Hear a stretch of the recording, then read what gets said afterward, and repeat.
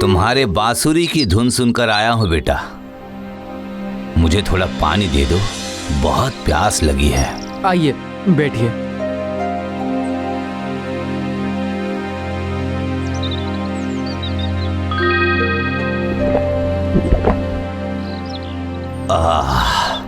मैं यहीं पर थोड़ा विश्राम कर लेता हूँ।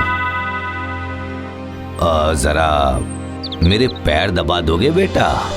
रतन ने देखा कि सन्यासी के पैर में बहुत धूल मिट्टी लगी हुई है और उसने चिढ़कर कहा, माफ कीजिएगा, मैं आपके पैर नहीं दबा सकता। मैं जानता था। सुन मेरी बात, अगले अमावस में तेरा रूप बदल जाएगा, राक्षस बन जाएगा। आप मुझे श्राप दे रहे हैं क्या? नहीं बेटा, मैं तेरा भविष्य बताने ही तो आया था। चलता हूँ। ये क्या, इंसान से राक्षस? हाँ, ये तेरे पिछले जन्म के पाप के फल हैं, लेकिन तू फिर से इंसान बनेगा। कैसे और कब? बोलकर जाइए, बोलकर जाइए कि कैसे और कब। सन्यासी और कुछ न बोलकर चले जाते हैं। पीछे से माँ सब सुनकर रोती है और बेहोश हो जाती है और रतन डर के मारे चीख कर बोलता है, राक्षस। और फिर रतन माँ के बारे में सोचकर मन ही मन तय करता है, माँ, आपका बेटा राक्षस बन जाएगा तो आप सह नहीं पाएंगी, इसीलिए अमावस से पहले ही मुझे यहाँ से जाना होगा।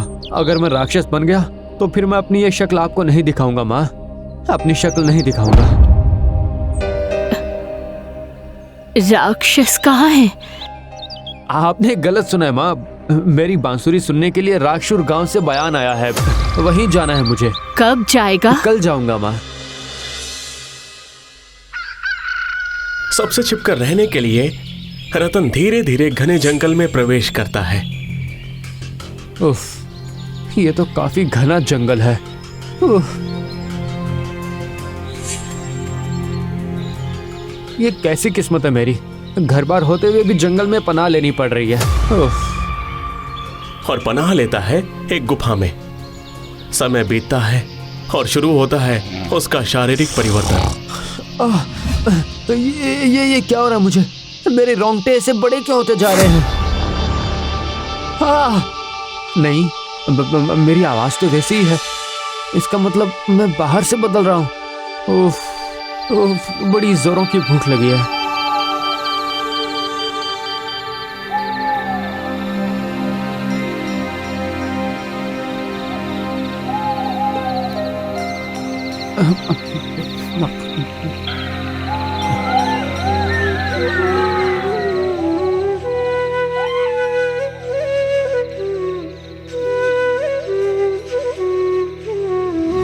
ये क्या, वो भागा क्यों मुझे देखकर? जाने दो। रतन को समझ आ रहा था कि उसकी बांसुरी की धुन सुनकर सारे जानवर दूर भागते हैं।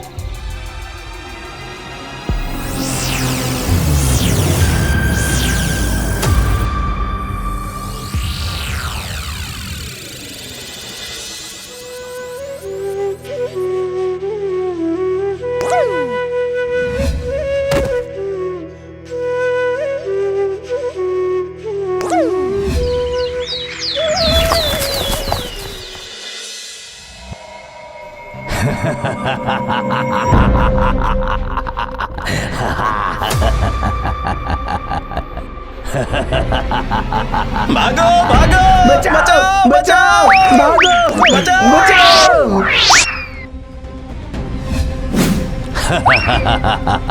भागो भागो, बचाओ बचाओ बचाओ।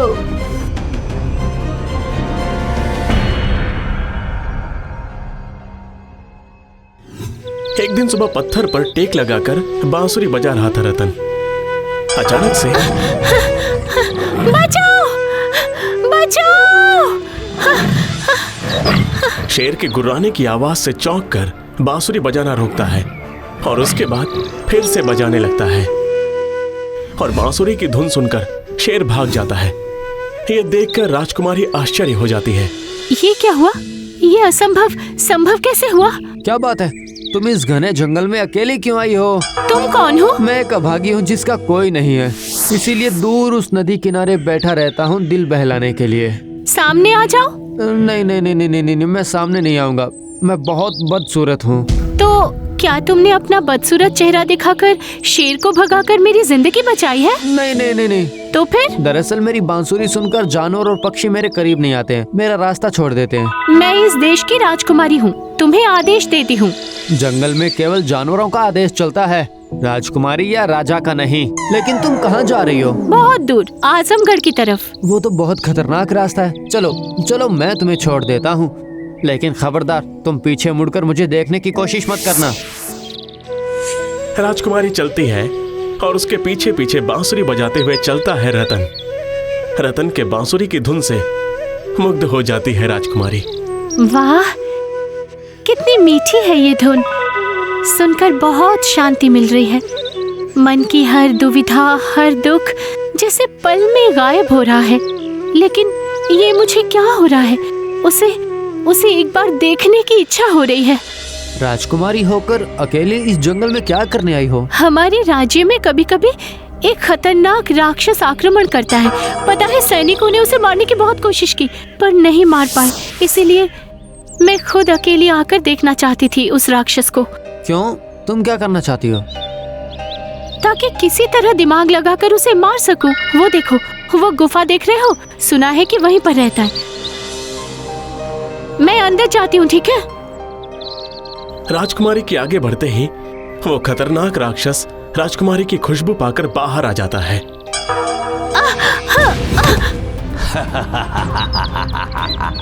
इंसान होकर खुद ही मरने आई हो।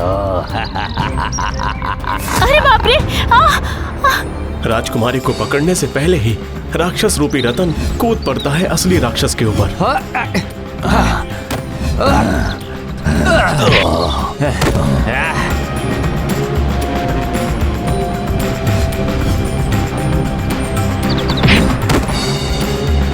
राजकुमारी को रतन की बांसुरी दिख जाती है और वो सब समझ जाती है। उधर रतन राक्षस को मारकर आंखें उठाकर देखता है तो राजकुमारी उसकी ओर ही देख रही होती है। वो हाथ से मुंह ढककर दौड़ के भाग जाता है। राजकुमारी उसकी बांसुरी को उठा लेती है। तुम अकेली कहाँ चली गई थी बेटा? राक्षस को मारने। क्या कह रही हो? तुम अकेली क्यों गई थी? आप चिंता मत कीजिए पिताजी, राक्षस मर चुका है। राक्षस मर चुका है? राक्षस मर चुका है? जय राजकुमारी की जय! जय हो! जय हो! राजकुमारी की जय हो! जय हो! राजकुमारी की जय हो! रुकिए, मेरी जय जयकार मत कीजिए। मैंने राक्षस को नहीं मारा। किसने मारा? बोलो, मैं वादा करता हूँ कि उसी से तुम्हारी शादी करवाऊंगा। वो एक राक्षस है। राक्षस ने राक्षस को मारा है? जी पिताजी, अब आपको उसी से मेरी शादी करवानी पड़ेगी। नहीं नहीं नहीं नहीं, ये संभव नहीं है। एक राक्षस नर पिशाच के हाथों में तुम्हें कैसे सौंप सकता? लेकिन पिताजी, आज अगर वो नर पिशाच ना होता तो राक्षस से पहले ही मैं शेर की शिकार बन जाती। उसने मेरी जान बचाई है। रास्ते में आए हर खतरे से बचाने के लिए उसने मेरा साथ दिया है। उसके अंदर और बाहर में कोई मेल नहीं है पिताजी। ठीक है, मैं तुम्हारी इच्छा का मान रखते हुए कह रहा हूँ, तुम जाओ, उसे ढूंढ कर लाओ। मैं उसे देखना चाहता हूँ। राजकुमारी फिर से वापस आती है उस जगह पर जहाँ रतन ने उसे बचाया था। सुनिए, आप है क्या?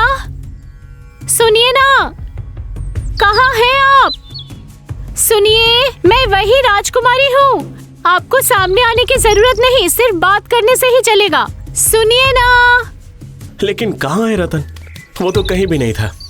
अचानक से राजकुमारी को याद आया, दूर नदी किनारे बैठा रहता हूँ दिल बहलाने के लिए। नदी किनारे?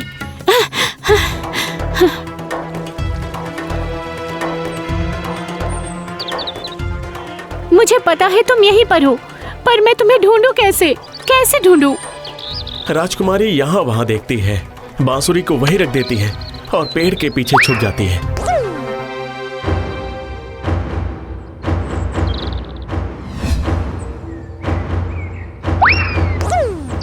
ये क्या तुम मैं जानती थी इस बांसुरी से ही मैं तुम्हें ढूंढ लूंगी। तुम क्यों आई हो यहाँ पे?